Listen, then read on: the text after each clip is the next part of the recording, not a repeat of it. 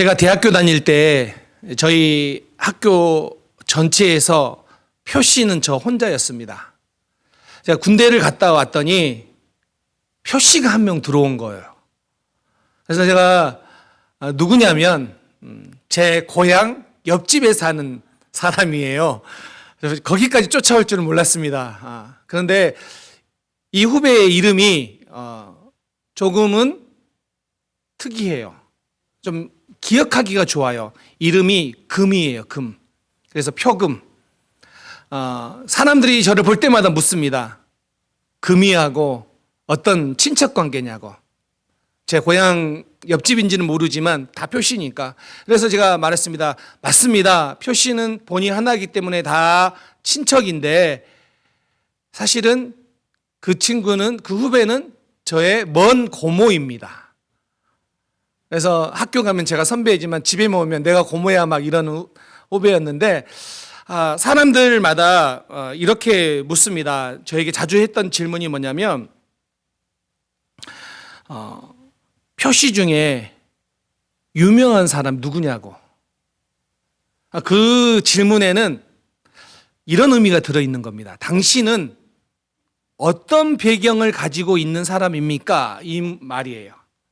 사실 우리도 어떤 사람들 처음 볼 때 이렇게 생각합니다. 저 사람은 어디를 나왔지? 저 사람은 누구랑 알고 있지? 저 사람은 어떤 배경을 가지고 있는지에 대해서 사실 우리는 질문을 합니다. 한번 여러분 생각해 보세요. 마음속으로. 누구를 만났을 때 여러분들은 저 사람은 누구인지에 대해서 여러분 관심 갖지 않습니까? 사실 그러한 이유는 여러 가지가 있지만 결국은 내가 어떤 배경인가, 저 사람이 어떤 배경인가에 대한 관심입니다. 오늘 본문에도 족보가 나오는데 여러분에게 묻고 싶습니다. 여러분들에게 족보는 어떤 의미입니까? 여러분이 자랑하고 싶은 족보의 내용은 어떤 것입니까? 오늘 예수님의 족보를 통하여서 우리가 깨달아야 되는 것은 어떤 것이냐면 예수님이 우리와 같은 사람들을 위해 이 땅에 오셨는데 그 오신 의미를 발견하게 될 것입니다. 자, 오늘 마태복음을 읽었는데요. 마태복음은 신약 성경의 첫 부분이죠. 그리고 그 1장에 나오는 이야기가 무엇입니까? 족보 이야기입니다. 그래서 오늘 여러분들 읽으면서 인내하셨을 거라고 생각합니다. 목사님은 성탄절날 무슨 이런 본문을 선택해서 계속해서 낳고 그것도 발음도 힘든 이름이 이상한 이름들이 계속 나오는데 아는 사람은 거의 없고 계속해서 낳고죠. 사실 내 족보도 잘 모르는데 남의 족보를 읽으려니까 우리는 무심코 지나가게 됩니다. 솔직히 말해서 여러분 이 족보 읽다가 성경 읽다가 족보 나오면 쑥 대충 넘어가신 적 있으시죠? 예, 있으실 겁니다. 족보만 나오면 왠지 눈이 막 빨라지면서 스킵하는 그런 모양새가 있지요. 그런데 여러분 이런 생각 한번 해보세요. 왜 신약 성경 첫 머리에 하필 족보를 기록해 놓았을까요? 그것도 이렇게 자세하게. 당시 문화로 보면 이걸 알아야 됩니다. 당시에는 오늘날은 이렇죠. 오늘날은 개인적 문화가 발달되었기 때문에 자신의 학력과 자신의 자랑을 표출하면서 나는 이런 사람이다라고 말하는 것이 오늘날의 모습이라고 한다면 당시에는 공동체적인 문화가 강했습니다. 그래서 우리 가문은 이런 가문입니다. 우리 집안은 이런 집안입니다. 라는 것을 통하여서 자신이 어떤 사람인지를 표현하는 거예요. 오늘날은 자기 자신만 이야기한다면 당시에는 배경을 이야기하는 것이 보편적이었어요. 자, 그렇기 때문에 오늘 족보는 그냥 족보가 아니라 족보인 동시에 오늘날로 말하면 이력서입니다. 근데 흥미롭게도 오늘날도 이력서를 위조하는 사람들이 있었던 것처럼 당시에도 이력서를 위조하는 사람들이 있었습니다. 그래서 헤롯을 보면요, 자기의 족보 안에서 많은 사람들을 다 지워버려요. 이유가 뭐예요? 창피하다고, 아니 드러내기 싫은 사람들 다 지워버렸어요. 자, 그런데 그렇게 본다면 오늘 그런 이력서에도 분명히 지워도 되는데 여러 인물들이 나와요. 여러분에게 한번 물어보고 싶습니다. 여러분들을 표현하는 이력서를 쓴다면 제일 앞에 무슨 내용을 쓰고 싶습니까? 성공한 내용? 자랑할 만한 이야기? 아니면 혹은 차마 다른 사람에게도 보여주기 싫은 내 치부를 드러내겠습니까? 당연히 우리는 자랑을 또 성공을 이야기하고 싶을 겁니다. 그런데 오늘 자 보세요. 이 족보는 이력서예요. 그러면 이건 뭐예요? 동시에 나는 이런 사람이기 때문에 나는 이러한 훌륭함이 있다라는 것을 보여주고 싶은 이 취지가 있는데, 마태복음을 생각해 보세요. 마태복음은 유대인들을 대상으로 기록한 책이에요. 그리고 마태복음에서 예수님은 왕으로 표현돼요. 자, 그러면 여러분 마태복음을 읽어보면 누가 나오냐면 우리 지난주에 봤던 것처럼 왕이 등장하고 헤롯이 등장하고 예물이 등장해요. 다 왕과 이미지가 어울리는 단어들이에요. 마태복음에는요, 목자나 말구유가 등장하지 않아요. 말구유나 목자는 누가복음에 등장합니다. 왜요? 누가복음은 예수님의 사람임을 강조하는 책이기 때문에 그래요. 자, 그러면 오늘 이 마태복음에 나오는 족보는 사실은 그 왕으로서의 모습을 드러내야 되는데, 오늘 본문을 읽어보면 사실은 고대 다른 족보에도 나오지 않는 이야기가 들어가 있어요. 마태는 의도적으로 어쩌면 당시 사회에서 너희들은 배제, 너희들은 중심으로 들어올 수 없어라고 하는 그 사람들을 첫머리에 등장시키고 있다는 것입니다. 그 중에 그 첫 번째가 뭐예요? 여성을 5명이나 기록하고 있다는 거예요. 우리 여성분들 기분 나빠하지 마세요. 당시에 가부적인 문화에서는요, 여성을 족보에 넣는 것은 없었어요. 창세기 족보 보세요. 창세기 족보에 여성이 나옵니까? 나오지 않아요. 자, 그런데 여러분, 그렇게 문화적으로 보면 여성은 남편이나 아버지의 소유물과 같은 것인데, 그런 아웃사이더, 문화적 아웃사이더를 족보에 그것도 예수님의 족보에 버젓이 등장시킵니다. 여러분, 오늘날 여성을 배제한다는 것은 상상도 못할 일입니다. 게다가 교회에서 여성을 배제한다? 그런 교회는 결코 살아남기 어려울 겁니다. 그런데 여기 예수님의 족보에 보면 여성, 그들은 문화적 배제 대상, 그래서 사람들 같은 경우는 지워버릴 건데 등장시키고 있다는 거죠. 자, 두 번째, 이방인을 등장시켜요. 다말과 라합은요, 가나안 여인이에요. 룻은 모압 여인이에요. 그런데 그들이 나와요. 당시 유대인들은 그런 족속들을 보고 상대도 하지 않았어요. 왜냐하면 그들은 부정한 족속들이기 때문에. 그런데 오늘 여기에 나와요. 근데 여러분, 정말로 충격적인 것은 다음이에요. 이거예요. 3절에 보면 뭐라고 나오냐면, 유다는 다말에게서 베레스와 세라를 낳았다는 기록이 있어요. 다말이 누굽니까? 시아버지 유다를 속여서 그와 동침해서 아이를 낳았어요. 부끄러운 거잖아요.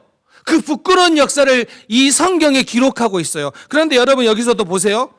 예수님은 세라가 아니라 베레스의 후손인데 마태는 굳이 베레스와 세라를 낳고 다말까지 등장시키면서 어떻게 보면 치부의 역사를, 족보를 드러내고 있어요. 여러분, 라합은요, 이방인인 것 정도가 아니라 기생이에요. 매춘부였어요. 그런데 그 여인을 버젓이 등장시켜요. 6절을 볼까요? 6절을 보면 함께 읽겠습니다. 시작. 이새는 다윗왕을 낳으니라. 다윗은 우리아의 아내에게서 솔로몬을 낳고. 자, 여기 보세요. 다윗 왕까지 등장하는 건 좋아요. 그런데 뭐라고 되어 있습니까? 다윗은 우리아의 아내에게서 솔로몬을 낳았다. 그 여인의 이름을 등장시키지도 않아요. 우리 다 알아요. 이 여인이 누군지. 밧세바예요. 그런데 굳이 밧세바라고 말해도 되는데 그렇게 말하지 않고 우리아의 아내에게서 낳았다고요. 이게 얼마나 창피한 이야기입니까? 이거는 밧세바를 무시한 이야기가 아니라 다윗 왕의 치부를 드러내기 위한 글이에요. 다윗이 간음을 하여서 우리의 아내와 간음하여서 뭐 했다고요? 나중에 결혼하고 솔로몬을 낳았다는 이야기를 기록하고 있어요. 자, 오늘 지금 이 족보를 통하여서 우리에게 보여주는 것은 무엇이냐면 치명적인 흠이 있는 인간에게서 메시아가 오셨다 이거예요. 종합해 보면 문화적으로 아웃사이더, 인종적으로 아웃사이더, 도덕적으로 아웃사이더, 이런 아웃사이더의 요소들이 많은 사람들이 예수님의 족보에 버젓이 들어가 있다. 무슨 이야기입니까? 그들을 통하여서 메시아가 이 땅에 왔다라는 거예요. 만약에 여러분 여성을 족보에 넣는다고 하면 누구를 넣어야 될까요? 자랑할 만한 사라라든지 리브가든지 이런 여인을 넣을 만한 여인들이 충분히 있음에도 불구하고 그 여인들은 다 빠지고 자랑하기 어려운 여인들이 그 안에 다 들어가 있어요. 아주 의외의 인물들이죠. 모세의 율법에 의하면 하나님의 존전에 나갈 수 없는 사람들을 다 기록하고 있다는 것입니다. 그런데 왜 이렇게 마태복음 1장에는 부끄러운 이 여인들일 수 있는데 그 여인들을 다 명단을 공개했느냐? 바로 우리를 찾아오신 예수님의 놀라운 설계가 이 안에 들어있다라는 거예요. 이 족보 안에 그 비밀이 들어있다라는 거예요. 첫 번째는 무엇이냐면 이 족보 안에 복음이 들어있다라는 거예요. 너무 지루해서 낳고였잖아요. 그런데 잘 읽어보면 이 안에 복음이 들어있다라는 거예요. 어떤 복음이에요? 바로 이건 거죠. 족보를 통하여 예수님이 구원하실 사람들이 누구인지를 보여주고 있어요. 예수님은 남자이든 여자이든 상관없이, 그들이 유대인이든 이방인이든 상관없이, 그들이 도덕적으로 깨끗하든 도덕적으로 깨끗하지 않든 상관없이 예수님은 모든 사람들을 구원하시기 위하여 이 땅에 오셨습니다. 이 사실이 여기 들어있는 거예요. 예수 그리스도가 우리에게 베푸신 은혜는 성별을 넘어서고 인종을 넘어서고 어떤 자랑할 만한 모든 계보를 넘어서서 모든 사람들에게 은혜를 베푸시는 분이십니다. 아멘. 이 고백이에요, 이 고백. 오늘 이 여인들의 이름이 의도적으로 마태복음 족보에 올라가 있는 이유는 무엇입니까? 의도적이에요, 의도적으로. 이 여인들을 통하여 완벽한 속죄 를 말씀하고 있는 겁니다. 더 이상 예수 그리스도가 오심으로 인하여 죄 때문에 정죄당하지 않는 은혜, 그 은혜가 오늘 이 족보를 통하여 이 땅에 우리에게 은혜를 베푸셨습니다. 그 사실을 고백하고 있는 것입니다. 그러면 여러분, 우리도 이 족보를 보면서 고백할 수 있어야 됩니다. 그 고백은 뭡니까? 나 같은 사람도 족보에 기록되는 은혜를 입었다. 다시 한번요. 이 족보를 보면 우리가 뭘 깨달아야 된다고요? 나 같은 사람도 예수님의 족보에 올라갈 수 있는 은혜를 입었다. 아멘. 이거요, 이거. 이래서 예수님이 오신 이 성탄이 우리에게 복되고 기쁜 거예요. 오늘 이 여인들 너무나 부족한 여인들이에요. 정죄할 것이 많은 사람이라고 말할 수 있어요. 그런데 그들을 보여주고 있는 거예요. 동시에 이건 동일하게 우리에게 말하고 있어요. 사단은요, 끊임없이 여러분들을 향하여 정죄하려고 할 거예요. 너처럼 연약한 사람이, 너처럼 이기적인 사람이, 너처럼 신앙생활하고 있는 사람이 무슨 믿음의 사람이야. 이렇게 사단은 자꾸 우리를 정죄해낼 거예요. 맞습니다. 우리 안에는 인간적인 연약함이 있습니다. 있죠. 그런데 오늘 이 족보가 그 사단의 모든 거짓말을 무너뜨리는 거예요. 여러분, 이거는 선언, 1호가 아니라 선언이에요. 선언. 하나님은 그 사람들을 일부러 족보의 맨 앞줄에 세우셨습니다. 그리고 그렇게 합전투성이인 여인들을 용납하셨던 것처럼 여러분들을 용납하시겠다라는 은혜의 선언입니다. 그러므로 여러분, 족보는 우리에게 이것을 보여주고 있습니다. 우리가 어떤 죄인이든, 우리가 어떤 연약함을 가졌던 상관없이 우리는 예수님의 족보에 올라갈 수 있는 은혜 입은 자입니다.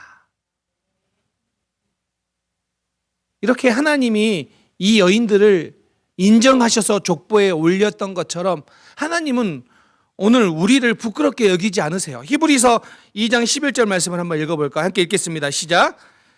거룩하게 하시는 이와 거룩하게 함을 입은 자들이 다 한 근원에서 난지라. 그러므로 형제라 부르시기를 부끄러워하지 아니하시고. 여러분들을요, 형제라 부른 것을 부끄러워하지 않으신대요. 하나님은요, 여러분들을 부끄러워하지 않으신대요. 여러분들이 얼마나 연약하든, 여러분들이 얼마나 큰 죄를 지었든, 여러분들이 얼마나 부족하든 부끄러워하지 않으신다고 말씀하고 계십니다. 이게 오늘 족보에서 오늘 우리에게 말하고 있는 겁니다. 사실 이 땅은요, 모든 문화 구성원들은 자기들을 자랑하면서 특정 부류들을 무시하는 경향이 있어요. 제가 군대 가서 이런 이야기, 군대에는요, 대학 다니다가 온 사람들을 뭐라고 부르냐면 가방끈이라고 불러요. 가방끈.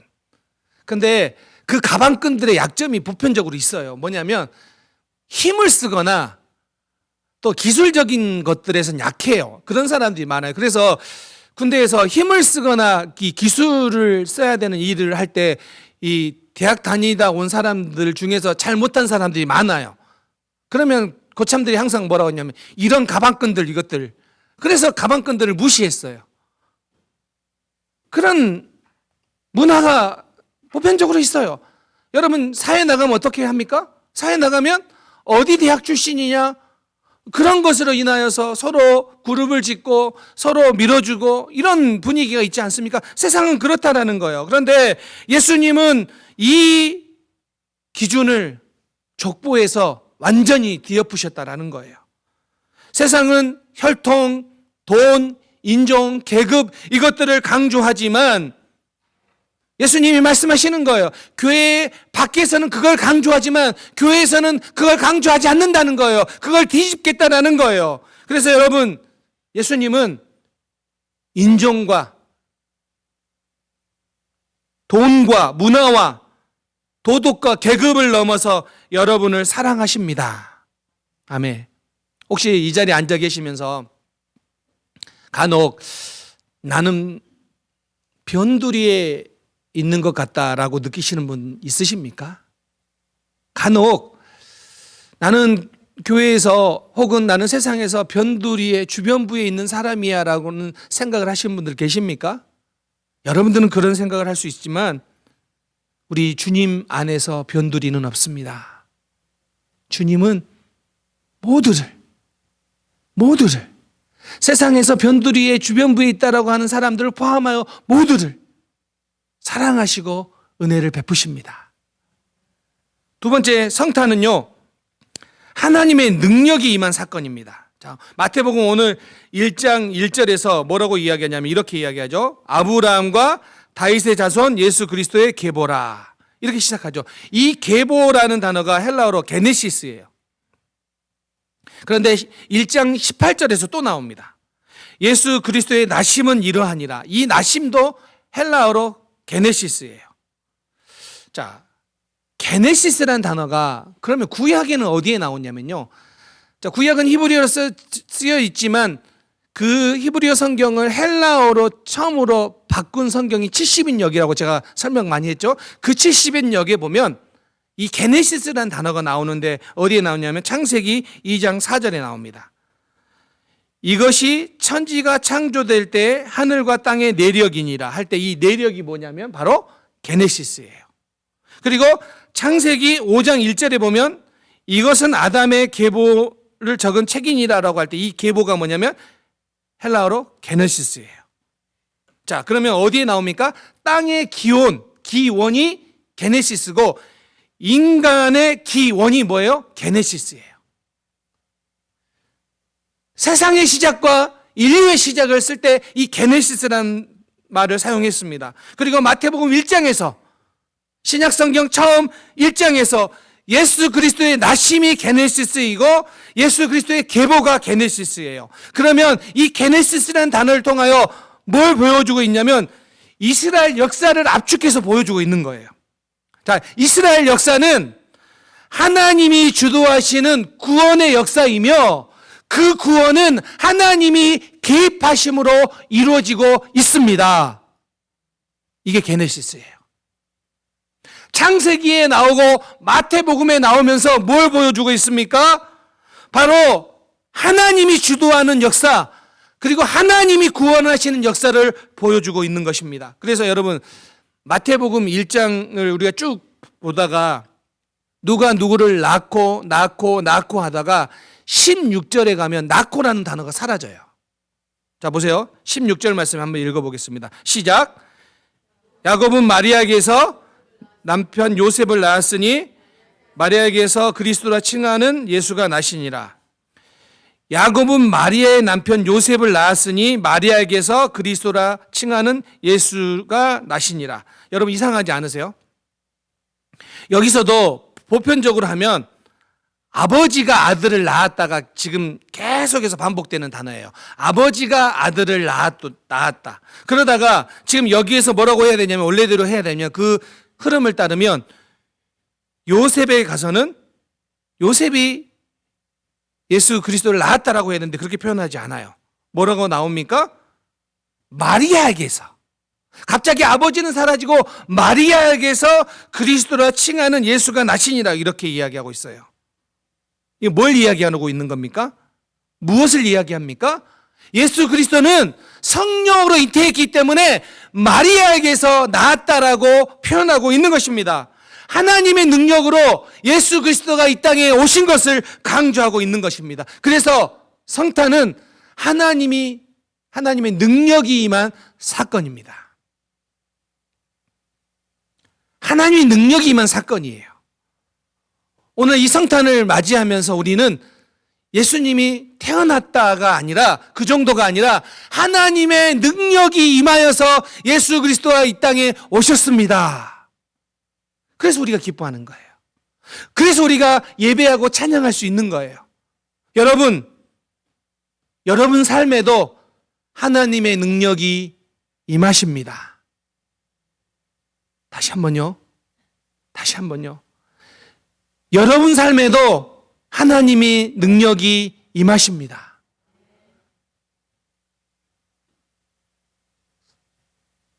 예수 그리스도가 이 땅에 성령으로 잉태했다?